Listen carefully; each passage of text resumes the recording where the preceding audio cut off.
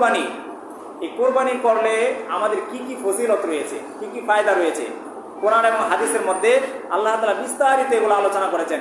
কয়েকটা হাদিস, ফজিলতের কয়েকটা হাদিস বলি, কোরবানি করলে কি ফজিলত। মুসনাদ আহমদের 1897 নম্বর হাদিসের বর্ণনার মধ্যে এসেছে, নবী আলাইহিস সালাতু ওয়াস সালাম বলেছেন, আন যায়েদ ইবনে আরকাম قال قال রাসূলুল্লাহ সাল্লাল্লাহু আলাইহি ওয়াসাল্লাম। যায়েদ ইবনে আরকাম রাদিয়াল্লাহু তাআলা বর্ণনা, উনি হাদিস বর্ণনা করতেছেন যে নবী সাল্লাল্লাহু আলাইহি ওয়াসাল্লাম সাহাবায়ে কেরামকে বলেছেন যে তোমরা কুরবানি করো। তখন সাহাবায়ে কেরাম বললেন, ইয়া রাসূলুল্লাহ মা হাযিহিল আদাহিয়্যু, হে আল্লাহর রাসূল, আমরা যে কুরবানি করব এই কুরবানিটা আসলে কি? নবী আলাইহিস সালাতু ওয়াস সালাম তখন বলেছিলেন যে এটা হলো সুন্নাত আবিকুম ইব্রাহিম, এটা হলো তোমাদের জাতির পিতা মুসলমানদের জাতির জনক হযরত ইব্রাহিম আলাইহিস সালাতু ওয়াস সালামের একটা সুন্নাত। সুবহানাল্লাহ। এরপর সাহাবায়ে কেরাম আবার বলল, ক্বালু ফামা লানা ইয়া রাসূলুল্লাহ, ইব্রাহিম আলাইহিস সালাতু ওয়াস সালামের সুন্নাত পালন করলে আমাদের কি ফায়দা, আমাদের কি ফজিলত রয়েছে? তখন নবী আলাইহিস সালাতু ওয়াস সালাম বললেন, ক্বালা বিকুল্লি শা'রাতিন হাসানা, ক্বালু ফাসুফু, ক্বালা বিকুল্লি শা'রাতিন। নবী আলাইহিস সালাতু ওয়াস সালাম বললেন, তোমরা যদি আল্লাহর রাস্তায় ইব্রাহিম আলাইহিস সালামের এই সুন্নতকে বাস্তবায়ন করার জন্য কুরবানি করো, তাহলে বিকুল্লি শা'রাতিন হাসানা, তোমরা যে পশুটাকে কুরবানি করবে ওই পশুর গায়ে যে পরিমাণ পশম রয়েছে প্রতিটা পশমের বিনিময়ে আল্লাহ তাআলা তোমাদেরকে এক একটা নেকি দিয়ে দিবেন। সুবহানাল্লাহ। এক একটা পশুর গায়ে কত লক্ষ কোটি পরিমাণ পশম থাকে, লোম থাকে। তাহলে এই হাদিস থেকে আমরা জানতে পারলাম যারা কুরবানি করবে তাদের আমলনামায় আল্লাহ তাআলা ওই পশুর গায়ে যে পরিমাণ পশম লোম থাকবে সেই পরিমাণ নেকি তার আমলনামায় দিয়ে দিবেন। সুবহানাল্লাহ। আরেকটা হাদিস বলি, তিরমিজি শরীফের 1493 নম্বর হাদিসের বর্ণনা। আয়েশা রাদিয়াল্লাহু তাআলা আনহা বলেন যে নবী সাল্লাল্লাহু আলাইহি ওয়াসাল্লাম বলেছেন যে কুরবানির দিন মানুষের মধ্যে সবচাইতে উত্তম কাজ হলো, মুমিনদের মধ্যে আল্লাহ পাকের ইবাদতের মধ্যে সবচাইতে গুরুত্বপূর্ণ ইবাদত হলো আল্লাহ পাকের নৈকট্য অর্জন করার জন্য আল্লাহ পাকের রাস্তায় রক্তকে প্রবাহিত করা। সুবহানাল্লাহ। ঈদের দিন তো আরো অনেক ইবাদত রয়েছে, নামাজ রয়েছে, দান সদকা রয়েছে, আরো অনেক ধরনের সুন্নত রয়েছে। কিন্তু আয়েশা রাদিয়াল্লাহু তাআলা আনহা বলেন যে নবীজি বলেছেন যে ঈদের দিন একজন মুমিনের জন্য, বিশেষ করে কুরবানি ঈদের দিন সবচাইতে বড় ইবাদত হলো আল্লাহ পাকের রাস্তায় পশুর রক্তকে প্রবাহিত করে দেওয়া। শুধু তাই নয়, নবী আলাইহিস সালাতু ওয়াস সালাম বলেছেন কিয়ামতের দিন যে জন্তুকে জবাই করা হবে ওই পশু, তার শিং, তার পশম এবং তার খুর সমস্ত কিছু সহ ওই ব্যক্তির সামনে আল্লাহ তাআলা উপস্থিত করে দিবেন। সুবহানাল্লাহ। এরপর নবী আলাইহিস সালাতু ওয়াস সালাম আরো বলেন ওই পশুর রক্ত জমিনে পড়ার আগে আল্লাহ পাকের কাছে তা বিশেষ মর্যাদায় পৌঁছে যায়। সুবহানাল্লাহ। নবীজি আরো বলেন, সুতরাং তোমরা যারা কুরবানি করতে চাও তোমরা আনন্দ চিত্তে, কোনো মনের মধ্যে সংকোচ বোধ না রেখে আনন্দ চিত্তে আল্লাহ পাকের রাস্তায় তোমরা কুরবানি করে দাও। সুবহানাল্লাহ।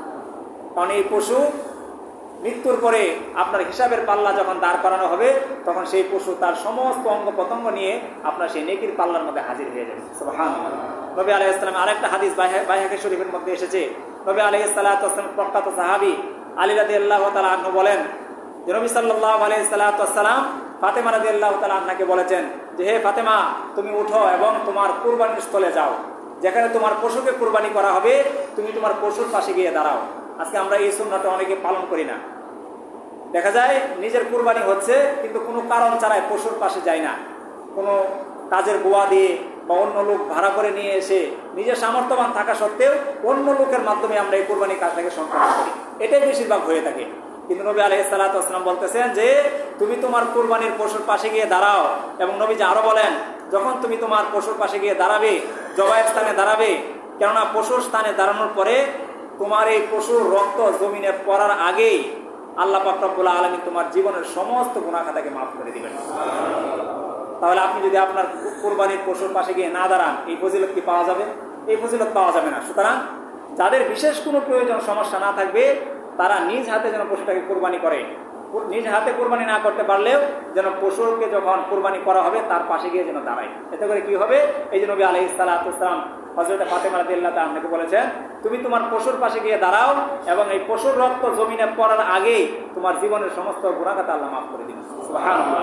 শুধু তাই নয়, নবী আলাইহিস সালাতু ওয়াস সালাম আরো বলেন এই পশুর গোশত এবং রক্ত এগুলাকে আল্লাহ পাক রব্বুল আলামিন কিয়ামতের দিন 70 গুণ বৃদ্ধি করিয়া তোমার মিজানের পাল্লার মধ্যে দিয়ে দিবেন। সুবহানাল্লাহ।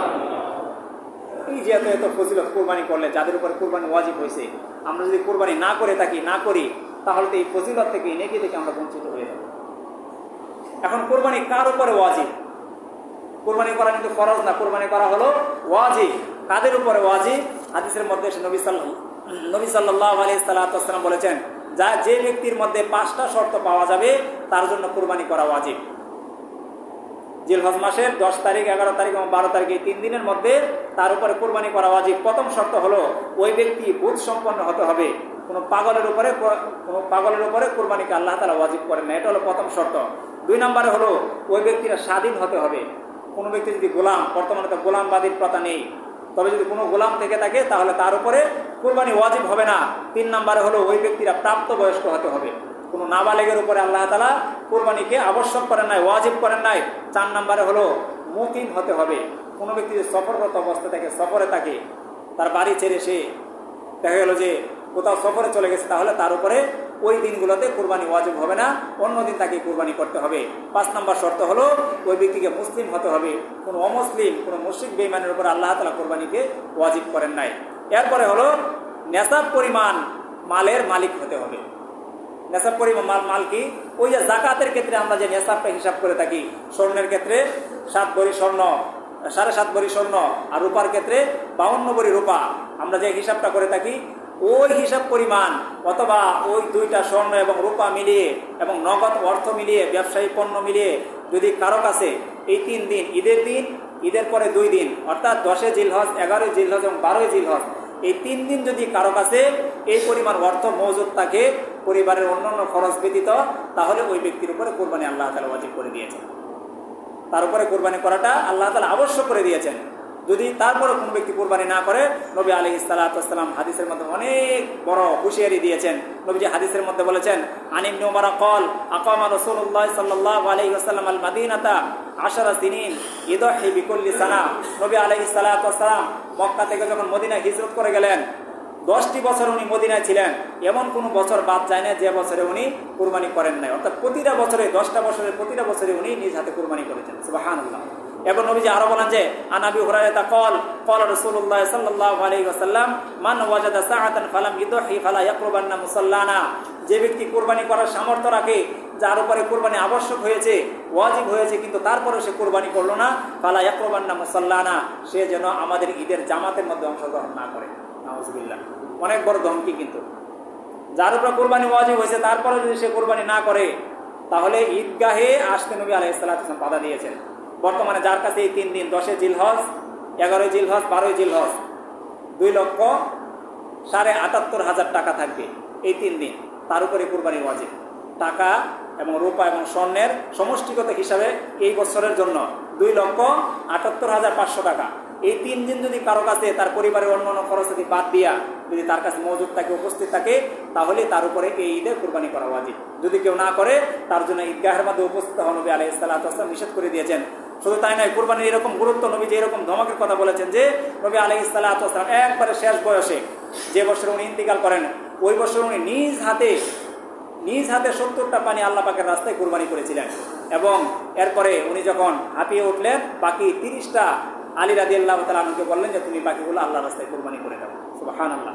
এই জন্য মুহতারাম হাজিরিন, যাদের উপরে কুরবানি ওয়াজিব হয়েছে, আমাদের জন্য আবশ্যক হবে অতি দ্রুত কুরবানি করে নেওয়া, এবং বিশেষ করে যারা কুরবানি করার নিয়ত করেছি, নিয়তটাকে এখন থেকে খালেজ করে নেওয়া। কারণ কুরবানির মধ্যে সবচেয়ে অন্যান্য ইবাদতের মধ্যে কিন্তু দেখা যায় নামাজ পড়লে, যাকাত দিলে, ওইগুলোতে নিয়তের বিষয়টা আসে না, কিন্তু কুরবানির বিষয়টা সম্পূর্ণ নিয়তের সাথে সম্পৃক্ত। যদি আপনার অন্তরের মধ্যে চুল পরিমাণ নিয়তের একটু গরমিল থাকে, অথবা আপনি যার সাথে শরীক হয়েছেন তার 7 জন শরীকের মধ্যে কোনো একজন শরীকের সুস্থ কারণ নিয়ত আছে, বা সমাজের লোক কি বলবে, বা জামাই জোড়া আছে, বা আত্মীয় স্বজন আছে, তারা কি বলবে, এরকম যদি চুল পরিমাণ নিয়ত থাকে, তবে 7 জনের কুরবানি কিন্তু বাতিল হয়ে যাবে। এই জন্য শরীক নেওয়ার ক্ষেত্রে সতর্ক থাকবেন এবং নিজের মনের নিয়তটাকে খালেজ করে নেবেন। এবং অনেকেই আমরা কোরবানির সাথে আকিকা করে থাকি। আকিকা বিষয়টা হলো মুস্তাহাব একটা বিষয়, আর কোরবানি করা হলো ওয়াজিব একটা বিষয়। সুতরাং আকিকা যদি এবং কোরবানি যদি কেউ একসাথে করতে চায়, হয়ে যাবে, কিন্তু আকিকাটা আলাদা করে সবচেয়ে উত্তম। একসাথে করা অনুত্তম, আকিকাটা আলাদা করা উত্তম। আপনার সন্তানের জন্য আকিকা করবেন, অন্য সময় করেন। কুরবানি একটা ইবাদতের মৌসুম, এই ইবাদতের মধ্যে আপনি আরেকটা নফল ইবাদত, ওয়াজিব ইবাদতের সাথে মিলিয়ে দিতেছেন, এতে করে এর মধ্যে গরমিল হয়। কারণ নবী আলাইহিস সালাতু ওয়াস সালাম এটা কখনো করেন নাই। ওনার নাতি হাসান এবং হুসাইন রাদিয়াল্লাহু তাআলা আকিকা উনি ছাগলের মাধ্যমে, ভেড়ার মাধ্যমে, এগুলোর মাধ্যমে উনি করেছিলেন। এই জন্য যারা আমরা আকিকা এবং কুরবানি একসাথে করতে চাচ্ছি, যদি বিকল্প কোনো পথ না থাকে তারা করতে পারেন, তবে উত্তম হলো আকিকাগুলোকে আলাদা করা। এই বিষয়টা আমরা সবাই মাথায় রাখবো। তো যাই হোক,